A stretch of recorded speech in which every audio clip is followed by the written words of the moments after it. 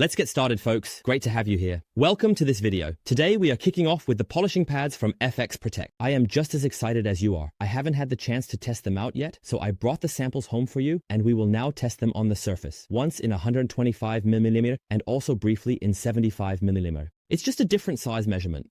But let's draw a conclusion together. What is your first impression of what I could take away from the images and the video?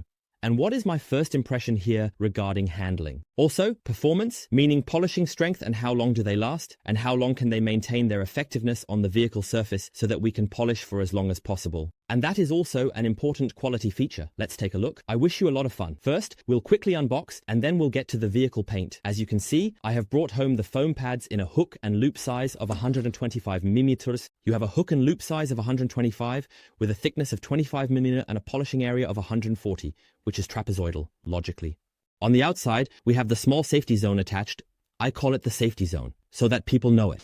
And we have again the ER pads, which have a height of 75 and a width of 90 on the polishing surface. So when you say yes ER pads, they usually don't have a 75 hook and loop size at the bottom. They all somehow have a trapezoidal shape. This means that at the bottom, they are actually 80, 85, or 90. There are also real differences among the manufacturers. Well, everyone does it a little differently. In terms of packaging, I think it is very well done. These are small additional costs that the manufacturer has to bear here. But I believe this is a very important quality feature. Such a pad should always be individually packaged. It just feels much more valuable. What do you think? Write it in the comments. Here is a small viewing window, which I also think is well done. It looks very high quality, and that is a very, very important point because the eye polishes with it. On the back, we have a nice large table. Here we can see the different pads again, including the cutting level, finish level, and also a material classification, as well as a size classification. There are also ER pads, which come in hook and loop sizes of 150, 165, and again 25. Here, you also have the different cutting and finish levels, so you can take a close look at what each pad does. You can also see the microfiber hybrid pad mentioned up there, but I don't have it here yet. First, let's take a look at the foam variants. What I immediately noticed upon unpacking is that the workmanship is fine. There are no pressure points because it is nicely packaged. There are no miscuts or anything like that, so nothing is dented here or frayed out. But I still have to say that, in terms of appearance, it is a very simply processed pad. You don't have any additional rounding or beveled edges here. The hook and loop area is raised about 0.5 millimeter on the side due to its soft structure. However, this is a point that is not a quality disadvantage. It is simply due to the cutting technique. What I notice now is the last point. They are very, very high at 25mm. This is not a major disadvantage. In fact, it's more of an advantage because you can compress more material when polishing, and I'll show you that shortly on the vehicle. And the pad gets very warm and you apply pressure to it, especially here with the cut pad, then you always press it down a little bit. This is the so-called thermal stability, which means how stable the pad remains when it gets warm. Don't let it get too hot and boil. When it gets warm, please don't let it boil. If the pads start to smoke, that's too much. And if you already have a relatively narrow pad from the start and it becomes very soft quickly due to the heat, you can feel the hook and loop size of the polishing machine pushing through the pad onto the surface. And actually, a slightly thicker pad is not such a huge disadvantage. Now that we've really looked at enough, you are completely informed. Let's head over to the vehicle for a moment. Here's a quick polishing impression from my side. So, you can see our problem area right away today. We had also tested various things here on the tailgate, and I have massive water spots on it as well. So you can see they are really well bonded. We can also briefly go over here with the camera, because we can later do a water spot remover test here as well. You can see here, they are ultra secure in place. You can totally forget about it here. You won't get it out just like that. So either polish it or use the water stain remover. And we'll take a look at that in the next videos. That's why we're only focusing on the left side for the pad test. You can see that with the performance plate, it sticks out about 3 to 4 millimeter here. That's not a problem at all. You probably noticed something right away. So when I put the pad on the machine and tapped it down or pressed it firmly, dust came out of the pad.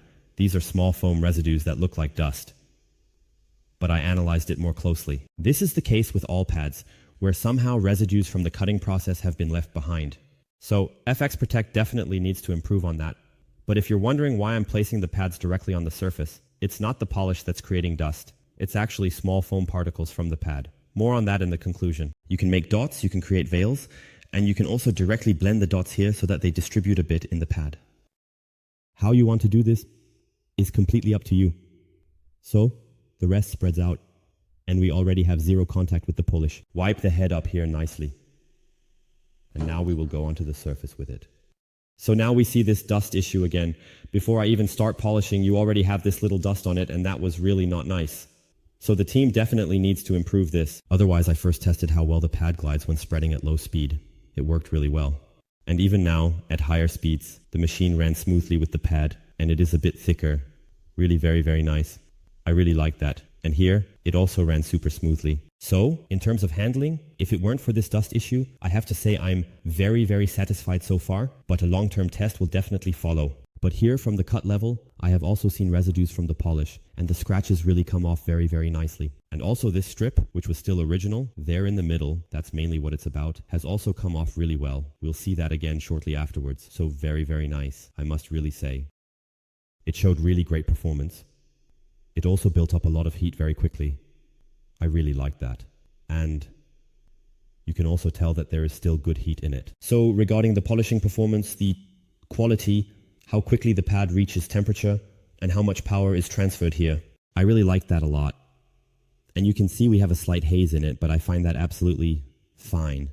And I have to say, in terms of cut level, Audis, and now specifically with the fxprotect pad here on the tape, has been a bit gentler. I really take the pressure off there.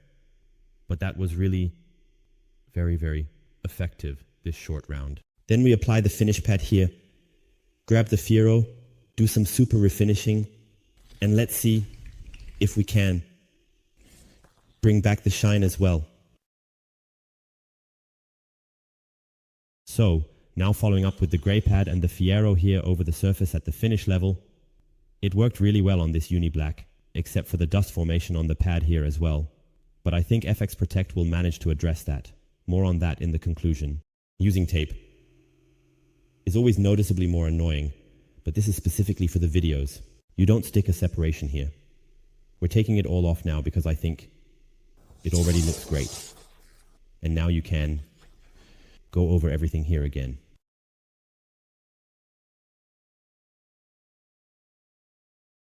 And now let's take a look at how well this has worked on this uni black surface. I believe you can already see it even without the light shining on it. Here are these haze marks from polishing, and we haven't even polished this area. 2001. Here is the initial condition with all the water spots and scratches. Now we have polished it. Scratches have really come off very, very nicely, but we definitely still have the haze left. It's logical due to the very strong polish. And over here we now have the exposed, beautiful, clean paint surface with slight stone chips after more than 20 years. Naturally. But we have a really nice clear image here. So take a look here. This is working well. But it's more about the pads that we are testing now. And now I will give you a bit of feedback on that. I have also decided to take a closer look at the ER pads in a separate video because we will be going to a different spot, to the side of the vehicle, and otherwise the video would just be too long. We can also directly connect that with a little tutorial. So here are the ER pads. We'll also take a look at the ERN shortly, what I like and what I don't like. Let's start with the negative aspects first, as they are definitely much fewer. There's one point I want to address that isn't extremely negative and doesn't make the pad bad in any way, but I still want to mention it. On the side here, the processing of the Velcro surface is a bit rough.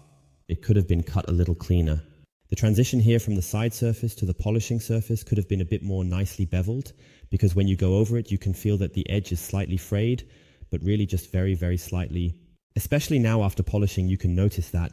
And this is a point that fxprotect can definitely improve on in the future and take a look at. I will also forward my feedback to them, but they will definitely be aware of it here with the video at the latest. So, a small point about the processing. It would be great if the cut at the top was a bit cleaner, and also at the transition at the bottom. I would really appreciate that if you take it completely fresh out of the packaging, and I have no reason to sugarcoat anything for you. When you take it out and shake it, it really dusts out. And here you can really see the color of the dust, which is also the color of the pad. So it's the foam use end. And I really have to say, the team definitely needs to improve this. So if you get a set like this, just put everything in the laundry net and give it a quick wash. Because once you have washed them through, nothing will come out of the pads anymore. So everything is completely clean and also tidy.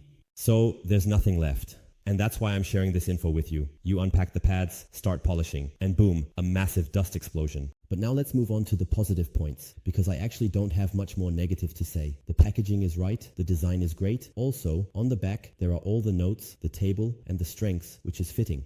And now comes a point that I really liked a lot, and that is simply the performance of the pads. If we remove the dust at the beginning or wash the pads once and then unpack them for use, they actually work very, very well. I really like that they are a bit thicker, allowing you to press them down nicely. You can really push the cut pad here as well. It works very, very well. I will definitely take the pads for a long-term test over the next weeks and months to provide you with long-term feedback.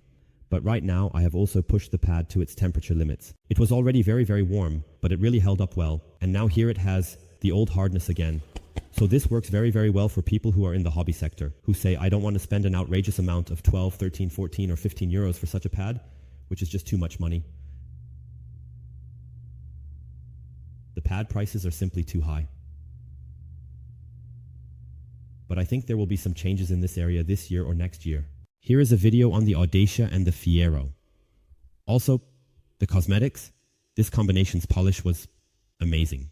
And that must be said very clearly, it is a combination of polish and good pads, and they have demonstrated the performance. Now the fxprotect team needs to get a handle on this strange dust at the beginning, and then it will work until then. They still have a bit of homework, but you can definitely take a look here. Until the next video.